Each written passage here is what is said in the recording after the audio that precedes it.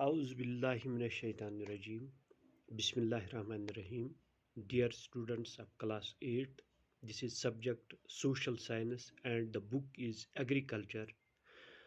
Book is geography and we are reading agriculture. This is one of the chapter in geography. So far we have read about agriculture. Then we have read about the categories of agriculture. We have read about one category, that is primitive subsistence agriculture or shifting cultivation. Today we will take intensive subsistence agriculture. So long as this intensive subsistence agriculture is concerned, intensive subsistence agriculture means the application of large amount of labor and capital to small fields to obtain high yield, where the size of population is big but land is less. It is largely found in densely populated regions of monsoon areas. These areas include China,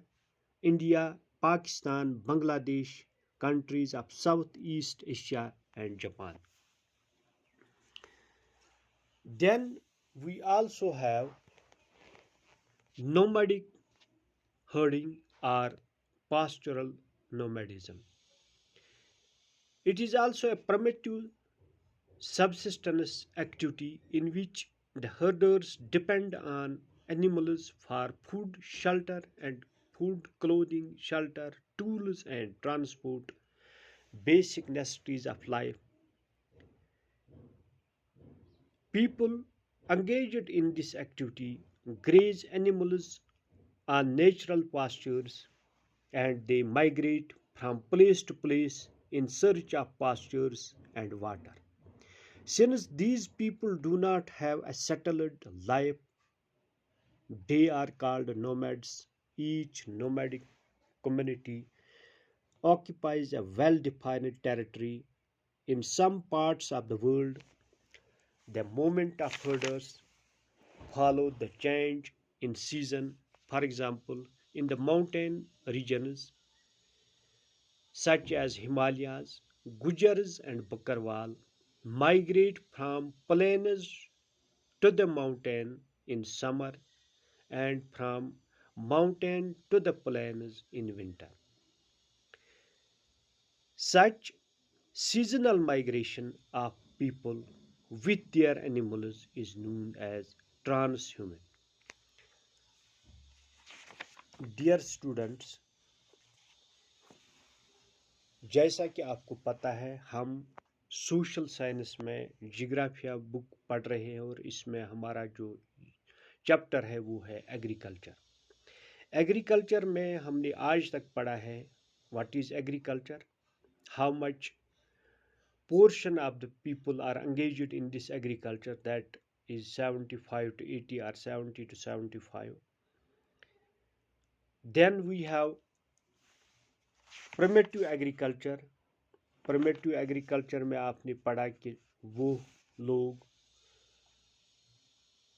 जो खेती करते हैं लेकिन उतनी ही करते हैं जितनी उनकी अपनी नीड्स हैं और इसमें वो कुछ भी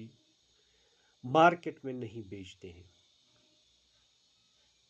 यानी वो सिर्फ अपने नीड्स ही फुलफिल करते हैं उस खेती से। ये तुम वपदावान whatever they produce they consume, ये तुम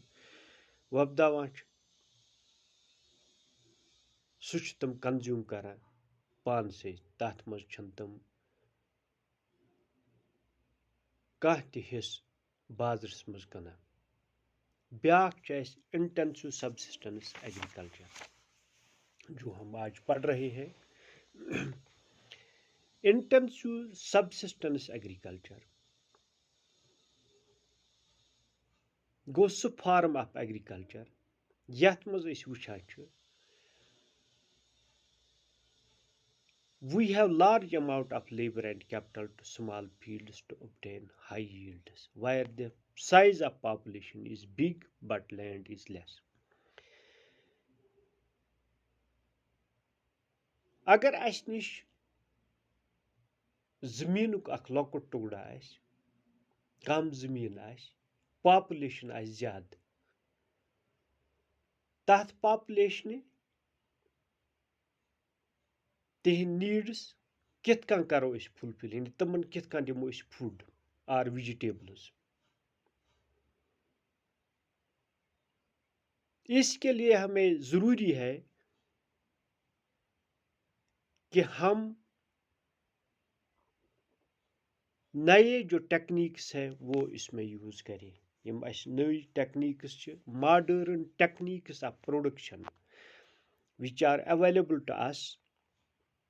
and we have to use these modern techniques of production to fulfill the needs of the large size of population where we have small fields to obtain high yields.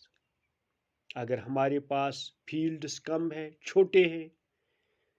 लेकिन population का size बड़ा है, तो हमारे लिए एक ही काम है, यानी हम एक ही स्टेप उसमें उठा सकते हैं, या एक ही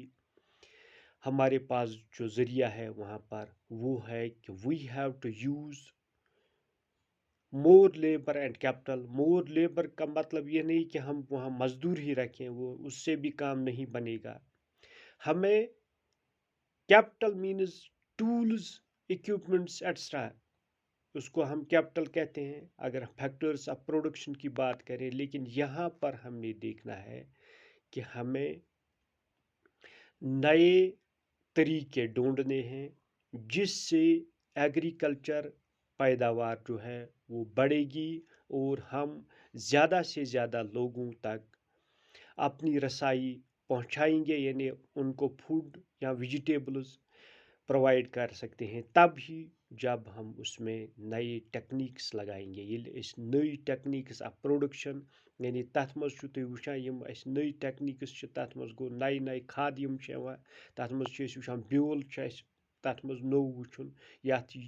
यील्ड आस ज़्यादा नेरान, यानी यथ छोन आस ज़्यादा नेरान, युस आस ज़्यादा पैदावार दी, सु छ अस वुचुन। इथे कन छ अस वुचुन तम अलाव कुस कुस तरीक हेको अस यूज़ करित। अस छ मशवर करन एग्रीकल्चर एक्सपर्टन सत, हार्टिकल्चर एक्सपर्टन सत, तम हेकन अस विज विज वक्त वक्त नई नई मशवर दित, यम सत सोन एग्रीकल्चर या हार्टिकल्चर प्रोडक्शन युस छ यह गस इनक्रीज। या अगर अस वुचो यम जन यस सब्जी छ अस हम कित कन वोपदावो अस, या अथ मज कित कन गस हुरर, यानी अगर अस पतम फिर 10 क्विंटल गंड नेरान, योहस कित कन नेरान 12, अत खतर छ अस बे एक्सपर्टन हज राय नी, तमन सत मशवर करन, तम वनन अस वक्त वक्त कि कित कनस गस इनक्रीज। तो यह प्रत कुन मुल्कस तह पेवान करन, यानी युस सह गो यह वनान अकि गरुक या अकि महलुक या अकि एरिया, मगर अगर अस पूरे मुल्कस मज वुचो, यथ मुल्कस जन सरसी यानी विजिटेशन कम जायन गसान, या वुचान एग्रीकल्चरल फील्ड्स कम मगर होर आबादी ज़्यादा, तम खतर तमन नई नई तरीक पेवान इस्तेमाल करें।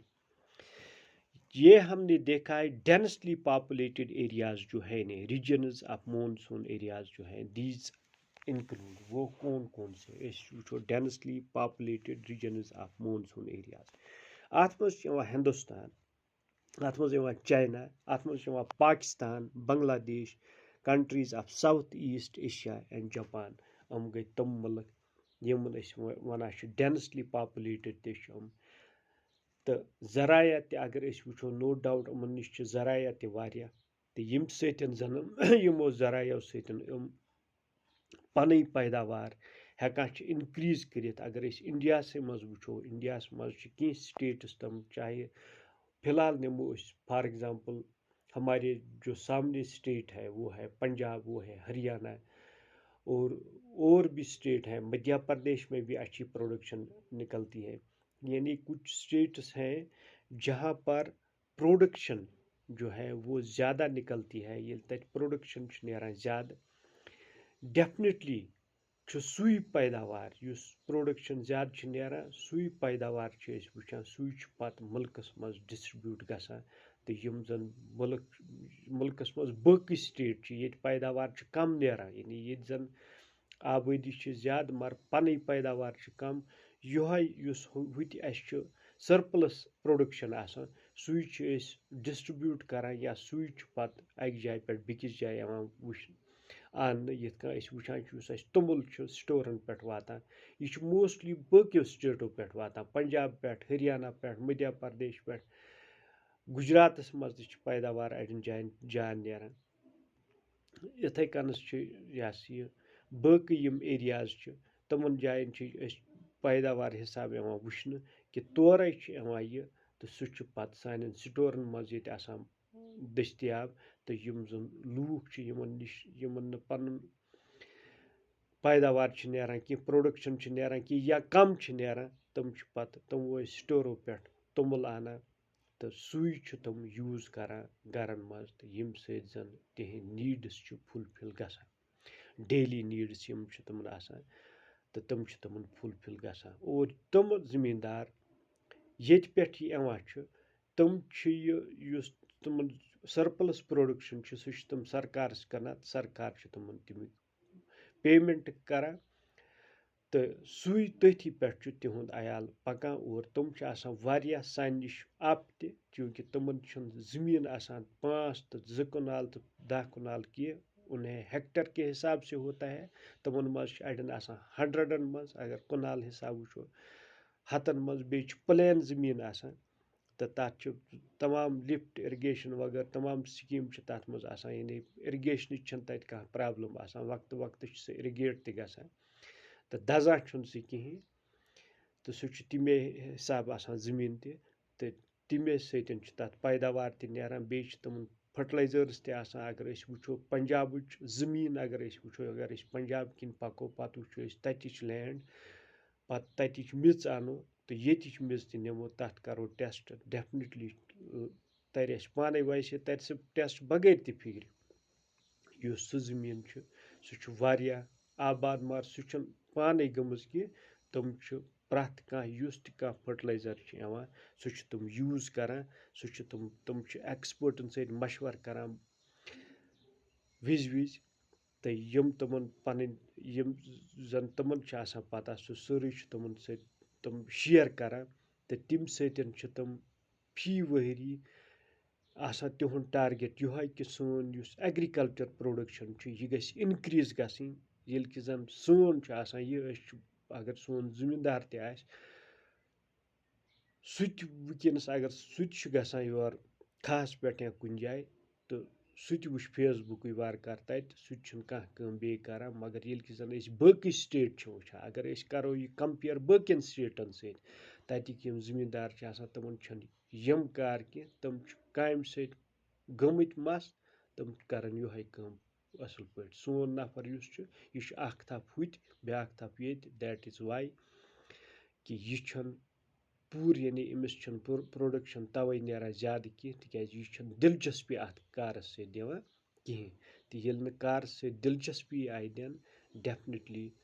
तत गस पाने यानी अगर अमिस पतमी वहरी द्राय अगर अमिस 2019 मज सपोज द्राय 50 खर यह नेरन अमिस 19 तिक यह दिलचस्पी दिवान शुर तमो मोबाइल रटम तमन बाकी बाकी काम फेरन वगैरह हुई तम अत गसान कह मोहनी तवे आसान तो तमे चीज सन यानी मज अगर वो हालांकि ये ठीक जमीन तूत तह यह अत मज main problem that is why कि प्रोडक्शन ये गसान कम दह दह कि जन बाकियन स्टेटन मज इनक्रीज गसान तो कैसन जायन ये गसान इनक्रीज वहाँ के लोग बहुत मेहनती है वो मेहनत करते हैं और वहाँ से भी प्रोडक्शन दिन ब दिन इंक्रीज ही होती है यानी इंटेंसिव सबसिस्टेंस एग्रीकल्चर में आपने पढ़ा कि अगर हमारे पास फील्ड ऑफ लैंड कम है और हमें ज़्यादा लोगों की जो नीड्स हैं वो फुलफिल करनी है इसके लिए ज़रूरी है कि हमारे पास modern techniques of production available होनी चाहिए वो तब ही होंगे जब हम उसकी तरफ ध्यान देंगे तो जिस तरह हमारा मुल्क है बांग्लादेश है चाइना है या साउथ ईस्ट कंट्रीज़ कुछ हैं वहाँ पर आबादी जो है वो रैपिडली इंक्रीज़ हो रही है तो उस रैपिड इंक्रीज़ ऑफ पॉपुलेशन के लिए ज़रूरी है कि हमें वहाँ उनके नीड्स भी फुलफ़िल करने हैं, वो तभी होंगे जब प्रोडक्शन इंक्रीज़ होगी। आज के लिए इतना ही, बाकी बस।